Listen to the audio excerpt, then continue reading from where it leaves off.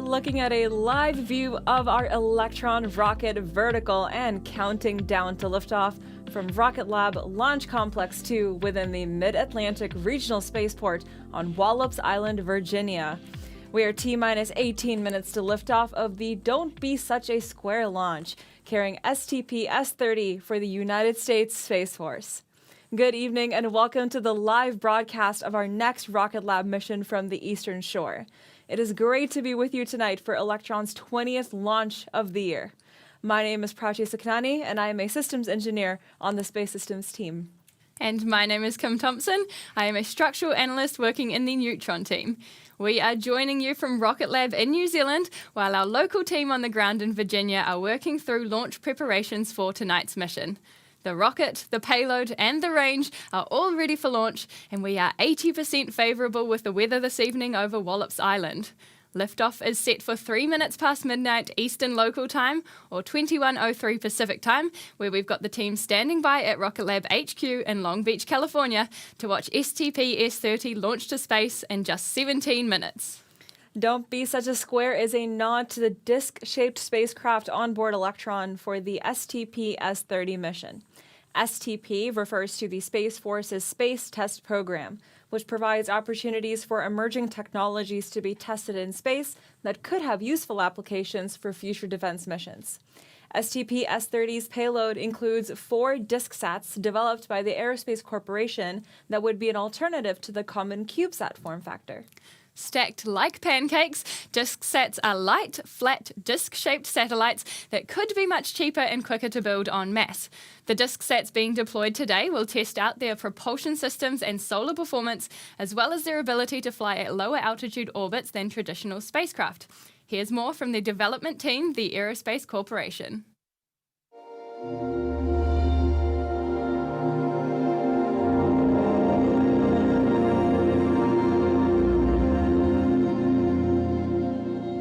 Aerospace Corporation and its extensive knowledge of government space programs and the needs associated with those programs, Aerospace designed this new form factor to address those needs. You could resize your DiskSat to fit the different fairing sizes of the different launch vehicles. So there's the key scalability aspect. And with that in mind, you can bring an entire constellation of DiskSats with you in a single launch. For DiskSat, they will get integrated with the launch vehicle at Wallops spaceflight facility, and then they will launch on an Electron rocket, a RocketLab rocket, and roughly about 45 minutes after launch, they will start getting deployed, and they'll come out one at a time. There's a couple minutes in between each disk is its deployment, and then there'll be free flyers at that point.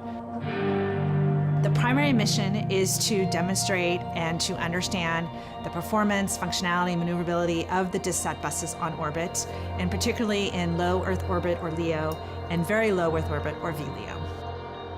From the very beginning of this effort, we've been really focused on not only the success of the demo mission, but also how we can work with industry and government partners and academia. I'm thrilled to see DiskSat be this close to launch. We've been working on it for over 3 years to develop a new mission concept, a new form factor for the small spacecraft industry, and we think this new technology will be disruptive to the small spacecraft enterprise and ecosystem. I think that the DiskSat has a bright future. I think there are a lot of missions, especially communications or radar type of missions, that could benefit from this format vehicle with a large surface area. So I'm kind of looking forward to seeing how customers will make use of the platform, or other industrial partners might be able to take it further. Aerospace's commitment to accelerating innovation is evidenced by its partnership with government agencies to push the technology beyond where it is today.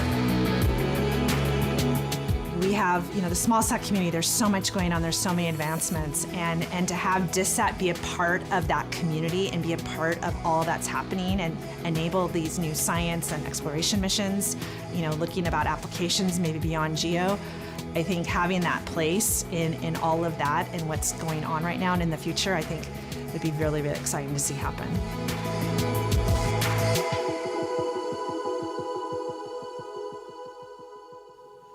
These DiskSats are really thinking outside the box, packing down to just under 150 kilograms in total for today's launch. While they were developed by the Aerospace Corp, this mission is also supported by NASA's Small Spacecraft and Distributed Systems Program in collaboration with the Space Systems Command, the Space Test Program, and the Rocket Systems Launch Program.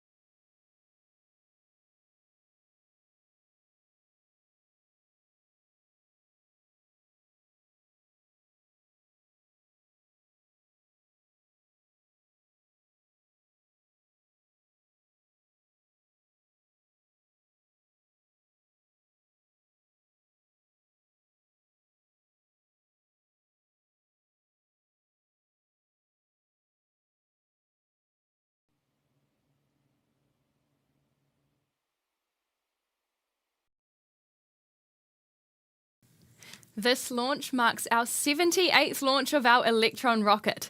Electron stands 18 metres tall, or 59 feet, and can carry up to 320 kilograms of payload to space on a dedicated mission. Starting from the top of the rocket, we have Electron's payload fairing. That is where the DiskSats are safely inside their dispenser attached to the kick stage, which is Electron's payload deployment vehicle. We use the kick stage to circularize and raise orbits to release each mission's satellites to their precise orbital destinations. That's right, and below the kick stage are Electron's second and first stages. The second stage includes a single vacuum-optimized Rutherford engine, while the bottom of the first stage contains 9 sea-level engines. Now, the Rutherford is pretty unique as far as rocket engines go. It's the world's first 3D printed rocket engine, and it's also the first electric pump-fed engine to power an orbital-class rocket. We use batteries across our engines to power the electric motor, which drives the propellant pumps, and you'll be able to see those batteries in action during the Stage 2 flight today. Electron is also majority carbon fiber, from its main structures through to its internal propellant tanks. This is another world-first use of technology for our launch vehicle. Where Electron is striped white is where liquid oxygen propellant is being loaded into the vehicle for launch. Otherwise, Electron looks almost entirely black from that carbon fiber. Standing there on the pad, Electron is tracking no issues in the lead up to liftoff. The weather continues to look clear, and the range is ready to support launch from RocketLab Launch Complex 2 within the VSA's Mid-Atlantic Regional Spaceport on Wallops Island. LC-2 is the second of 2 dedicated launch sites for Electron. Launch Complex 1, established in New Zealand almost a decade ago, is the world's first private orbital launch site, and it is a critical feature of Electron's responsive launch capability. But here in Virginia, Launch Complex 2 also provides the government with a domestic launch option for small satellites and hypersonic launches on both Electron and our suborbital rocket HASTE, crucial for national security and technology development for the nation. HASTE stands for Hypersonic Accelerator Suborbital Test Electron, and it is our answer to lowering the cost barrier and increasing the launch cadence of research payloads at hypersonic velocities. Today's STP-S30 mission follows 3 back-to-back HASTE launches we've completed from LC-2 in recent months, taking hypersonic testing for the US government from years between launches to just weeks. And that reliability and repeatability is crucial to supporting America's defensive systems, which we are proud to do with our missions from LC-2 to date and the launch of STP-S30 tonight. And of course, right next door to LC-2 is RocketLab's Launch Complex 3, our newly built test, launch, and landing site within the Mid-Atlantic Regional Spaceport for our newer and much larger rocket, Neutron. When our reusable medium-lift rocket launches for the first time from Virginia next year, it will provide the largest lift capacity in the spaceport's history, up to 13 tons of satellite and cargo to low Earth orbit right here from the Eastern Shore. With Launch Complex 3 open and ready for launch, it means that soon Neutron flight hardware will be arriving at the site for integrated systems testing and the rocket's first launch readiness campaign. In fact, en route to Virginia right now is Neutron's distinctive payload fairing, the Hungry Hippo. Now, Neutron is unlike any other rocket that's been built before, and one of its most unique features is its reusable fairing halves that remain attached to the rocket stage throughout launch and landing back to Earth. While most other rocket fairings open up and then fall away during launch, Neutron's Hungry Hippo fairing opens and closes within seconds to allow its second stage to continue to orbit. What then comes back to Earth is a single reusable vehicle with fairing halves still attached, a specific design choice we made to enable rapid and cost-effective reuse of Neutron to launch, land, and repeat. And the Hungry Hippo has recently cleared its qualification and acceptance testing campaigns, and the vision of those payload fairing halves opening and closing during those tests is a sight to see. Check it out for yourself.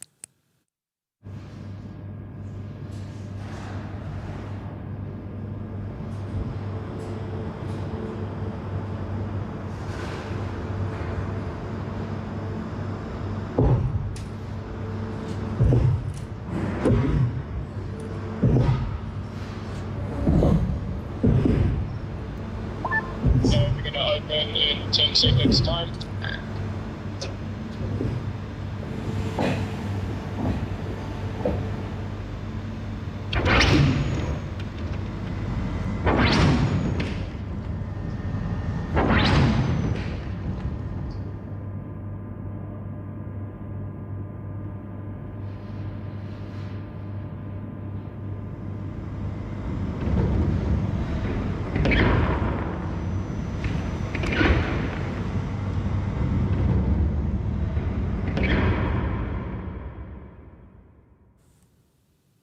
And there you go. And if you've ever wondered what a Hungry Hippo sounds like, you heard it right there in that clip. Well, I'd love a moment to share some of the stats behind the Hungry Hippo's qualification campaign too. We put that entire fairing through all the load cases it can expect it will experience during launch and landing, including up to 275,000 pounds of force across its carbon composite structure. This simulates the load experienced during max Q, when Neutron will experience maximum aerodynamic pressure. The fastest we opened the fairing halves under flight-like conditions was just 1.5 seconds, which is less than half the time we need to allow for Neutron Stage 2 to separate before reorienting the rocket for its return to Earth. And for the canards you saw in that clip too, we took those structures through combined torque and bending load cases that went beyond what we can expect during Neutron's launch to more than 125%. Now I am so excited to see the Hungry Hippo on its way to Wallops.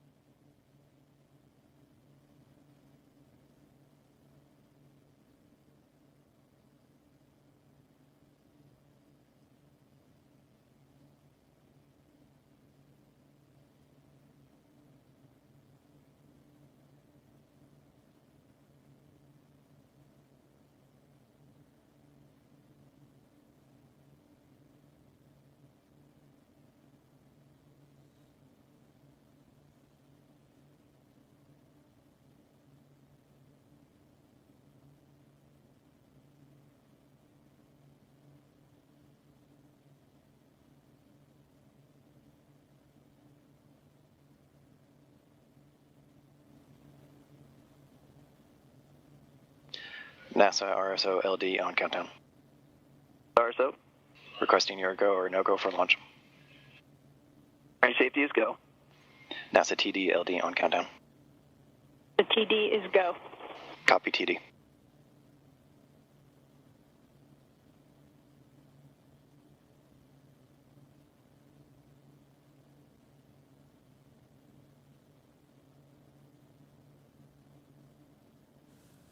And back to tonight's mission. Right now, the weather is tracking green on the eastern shore. The range is clear and the team is ready for flight.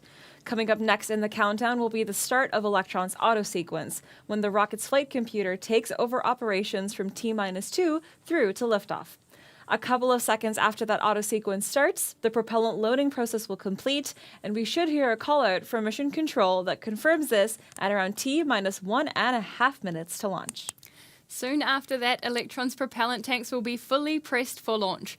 By then, we should be within a minute of Electron's liftoff for the STP-S30 mission, with the rocket scheduled to light up its engines at 2 seconds before T0 for an on-time launch. Let's hand it back to mission control to listen through all of that final count, and we will be back with you shortly after launch. Go STP-S30.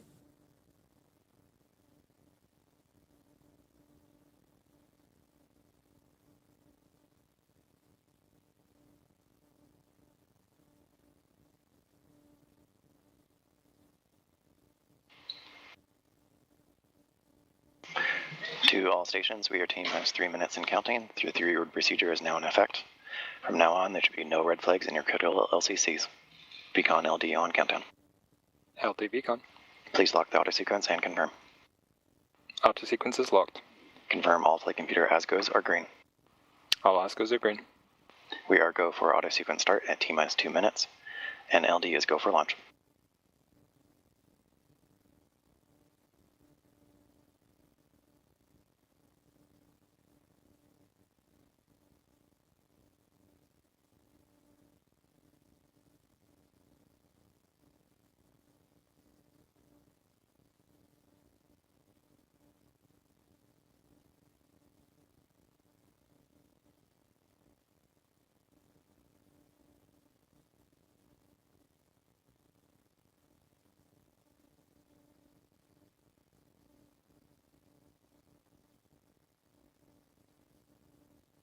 The vehicle is fully on internal power.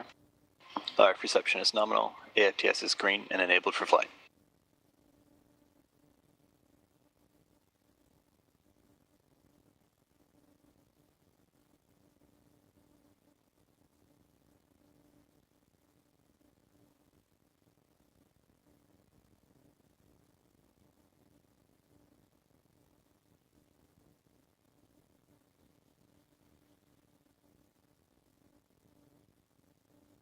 Oxide is complete, system is in recirc.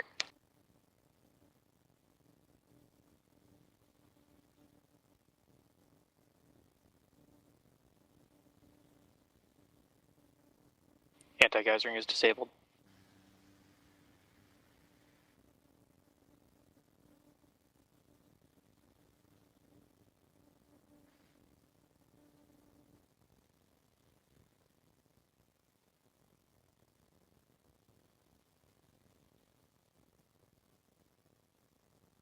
Stage 1 and 2 tanks are pressed for flight.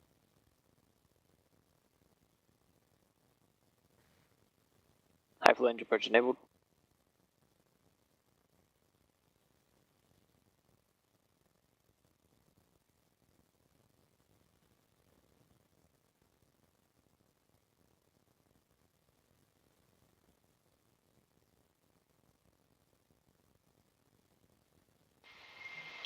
T-minus 20 seconds and counting. Deluge activated. 10, 9, 8, 7, 6, 5, 4, 3, 2.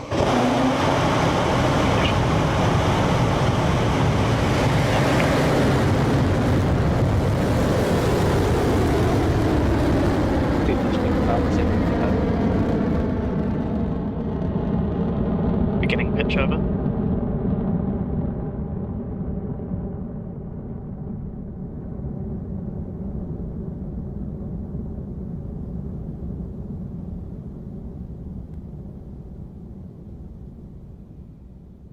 Stage 1 propulsion nominal. A beautiful, clean liftoff from RocketLab Launch Complex 2 on the eastern shore. There goes Electron in full flight for the STP-S30 mission. We are T plus 45 seconds post liftoff, and Electron's velocity is climbing past 700 kilometers an hour, now at just past 5 kilometers above Earth. We are quickly approaching the moment of maximum aerodynamic pressure, otherwise known as max Q, which is when the forces against the rocket are at their peak.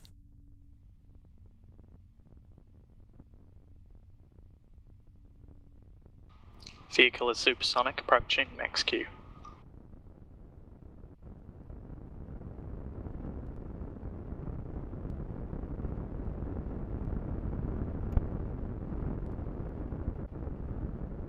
Clear max Q. Electron has cleared max Q and is continuing its southeastern trajectory off the coast of Virginia out over the Atlantic Ocean. The first stage's Rutherford engines are at full thrust to take the launch vehicle past 2,000 kilometers an hour, now more than 23 kilometers above Earth. You can keep an eye on Electron's trajectory with the dials in the top corner of your screen there. That nominal altitude and velocity means we're quickly approaching the next scheduled event for Electron, separation of the stages at approximately T plus 2 minutes and 44 seconds into flight. What's about to happen is we'll see the Rutherford engines on the bottom of the first stage throttle down to slow Electron just a bit before the engines shut off completely. As you see happening there on your screen, we have main engine cutoff, also known as MECO. The second stage will then separate from the first stage, just a couple of seconds ahead of the engine on stage 2, igniting to continue the mission to orbit. These three events have already started to take place, so we're just going to sit back and watch these happen on our camera lives as we listen in to mission control for the callouts.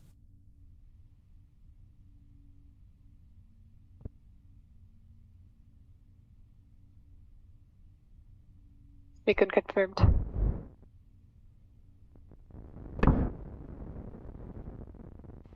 Stage separation confirmed. Stage 2 ignition confirmed.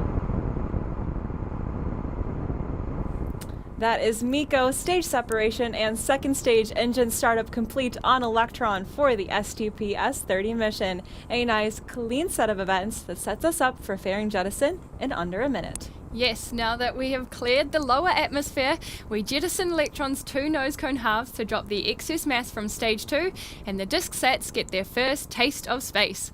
Just a few seconds away from that fairing jettison taking place, so let's bring back up the mission control comms to listen in and watch along.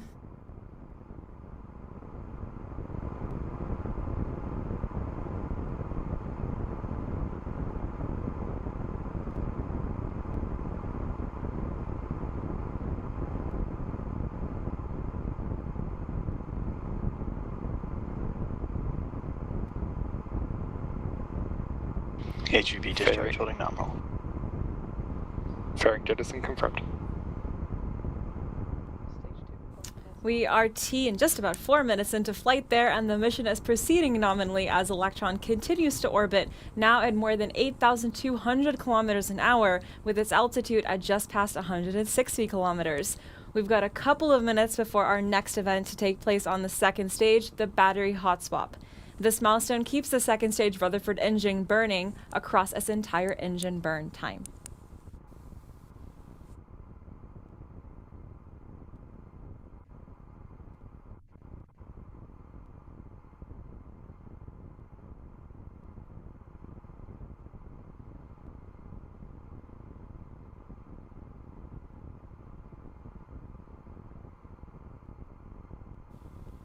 Now, to get to that initial 550 kilometer target, the second stage Rutherford engine on your screen has an engine burn time just shy of 7 minutes before the kick stage is separated and sent on its way with the DiskSats. To keep the engine burning for the full duration, we need to swap out the batteries that are powering the engine's fuel pumps. They end up becoming fully depleted after about 4 minutes of use, so before we run out, Electron performs a battery hot swap to switch to a new battery pack that keeps the engine running. We'll hear a few callouts from mission control in the lead up to that moment.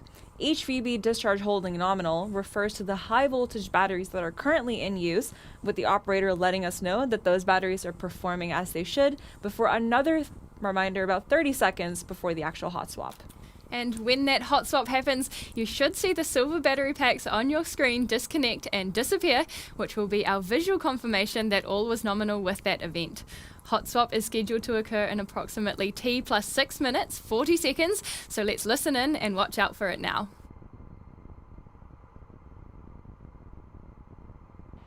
Guidance is nominal, 200 seconds remaining.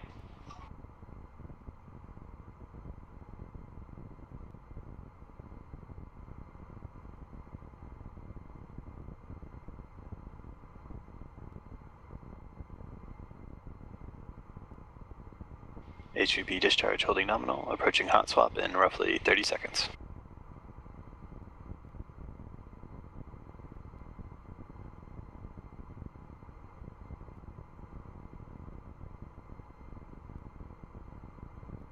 Throttling down.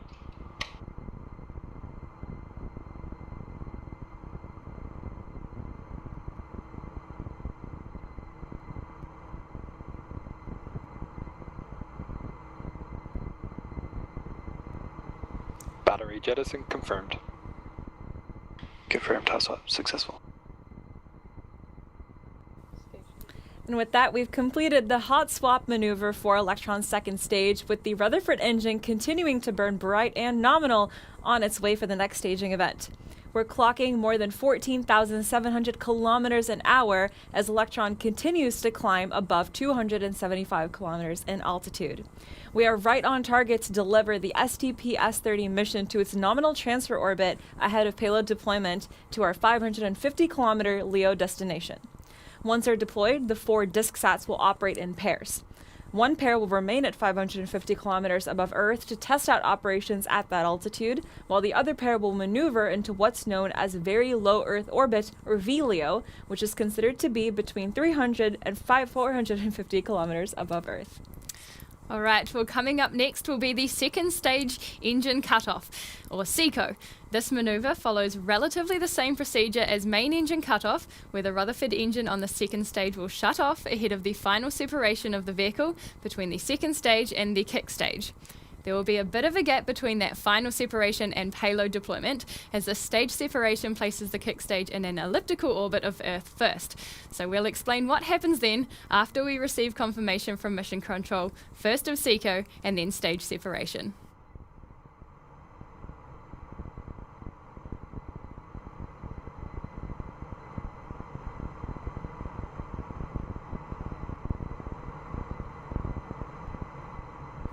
We are now T plus 8.5-ish minutes into flight, and the second stage engine continues to burn, but very quickly we are approaching SECO, or second engine cutoff.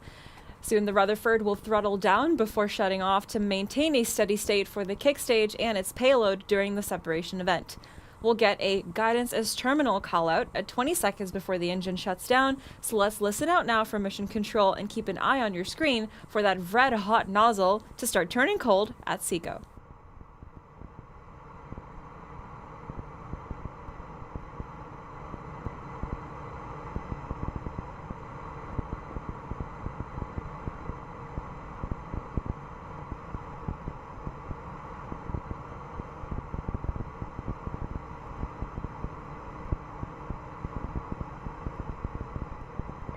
SECO confirmed.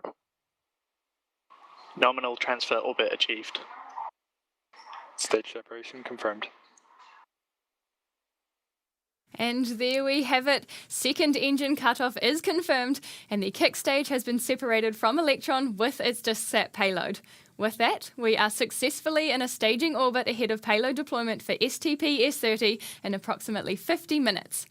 Now, what that means is that the kick stage will now coast around Earth in an elliptical orbit. Once it connects the dots on the other side, the kick stage's Curie engine will fire up to circularize its trajectory at a 550-kilometer altitude before payload deployment can begin one by one for the 4 DiskSats on board. We're going to leave you with this tracking graphic of the kick stage's trajectory to keep an eye on where it is, but take a break, stretch your legs, and we'll be back with you just before payload deployment begins for STP-S30. We'll see you back here soon.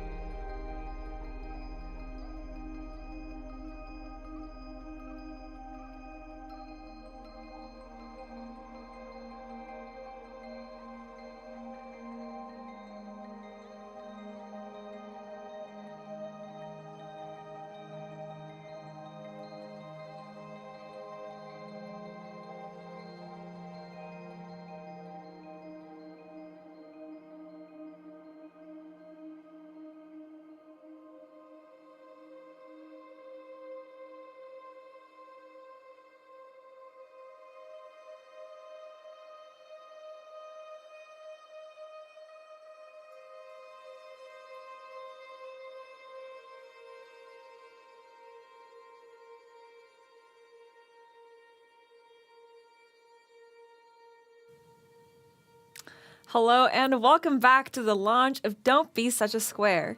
We're just moments away from beginning payload deployment of the 4 DiskSat satellites for the STP-S30 mission.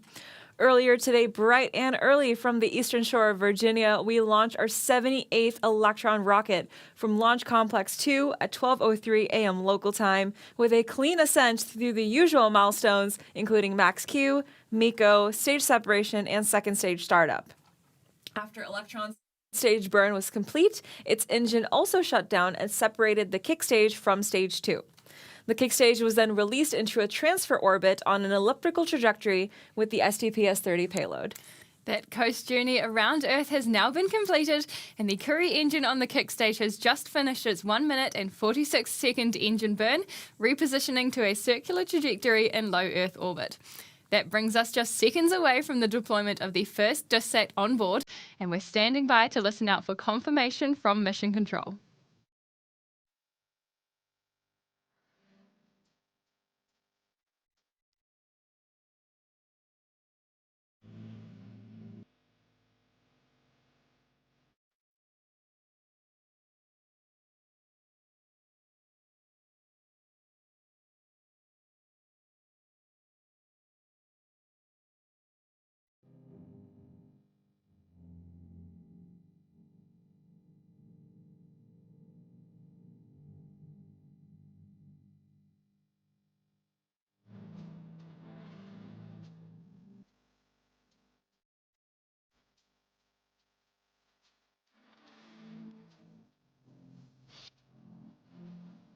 DiskSat 1, payload deployment confirmed.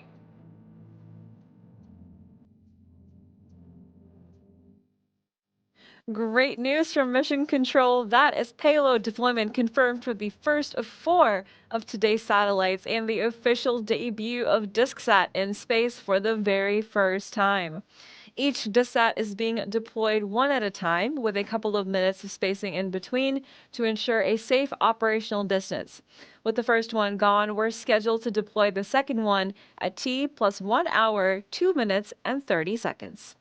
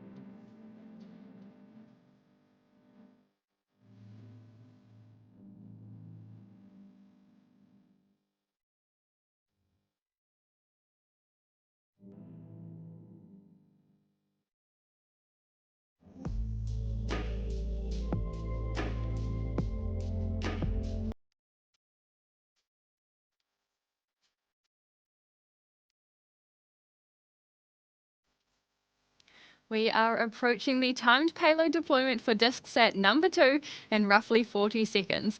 Like before, we're expecting to hear the call out from our operator in Mission Control that confirms that separation event has taken place. Let's listen out for it now.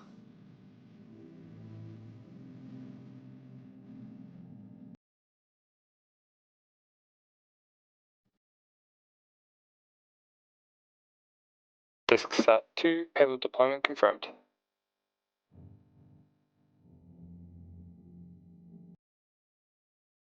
Congratulations to the team on payload deployment number 2 for the STP-S30 mission. 2 down, 2 more to go to close out this mission. We've got DiskSat 3 scheduled to deploy in about 2.5 minutes at T plus 1 hour, 5 minutes and 16 seconds. So, same as before, we're standing by for a couple of minutes until we come up on that third deployment event. Stick with us.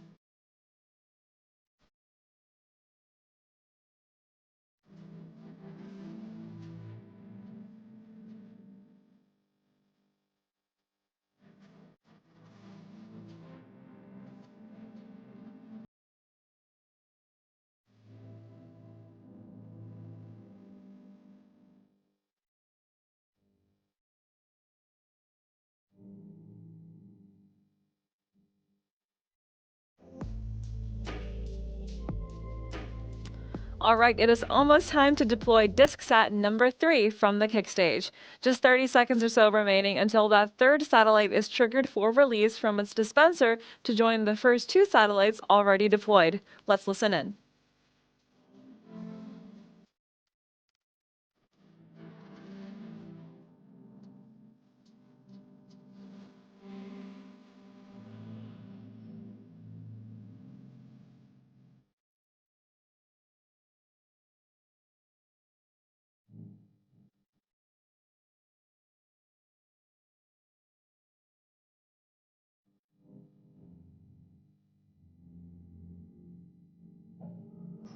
Expected DiskSat 3 payload deployment.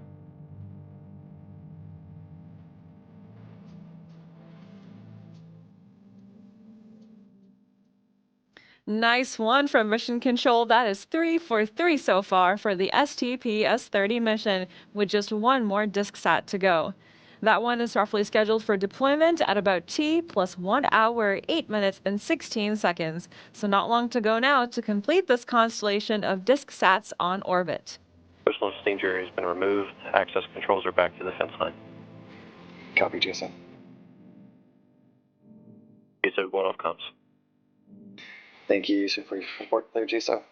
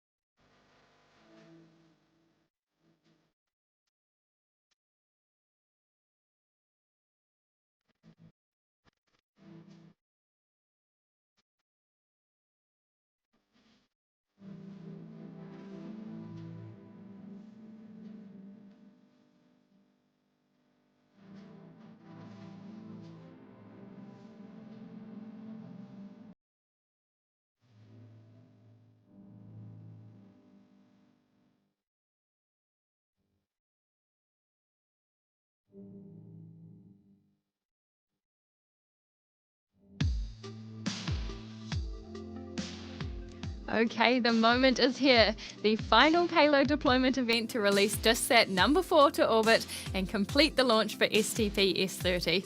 We are just a few seconds away now, so for one last time, let's bring up the audio from Mission Control and listen in for that final payload deployment from the kick stage.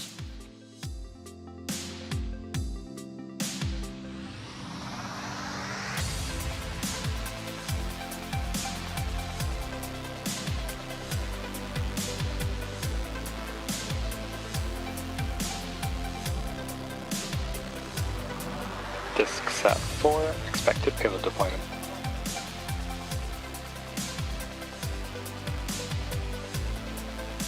Congratulations to the STP-S30 mission operators. That is payload deployment confirmed for the 4th and final DiskSat from the kick stage, and mission success for Electron's 20th launch of the year. All the very best with on-orbit operations for this exciting technology demonstration for the Space Test Program, Aerospace Corp, and NASA. Congratulations as well to the organizations involved in the launch across the SSC's System Delta 89 Capability Development Branch and the Rocket Systems Launch Program. Launching this mission to orbit 5 months ahead of schedule is a fantastic feat backed by great partnerships, and we are proud to have delivered mission success once again that serves the technology advancement needs for the nation. And congratulations, of course, to the RocketLab build, test, and launch teams on yet another launch this week. Let's do it all again, one more time, for our 3rd launch in 7 days, coming up this weekend to round out the year. You can look out for more information about that mission on RocketLab's website and social media channels. Otherwise, we'll see you back here soon for yet another RocketLab launch. This is RocketLab Mission Control, signing off.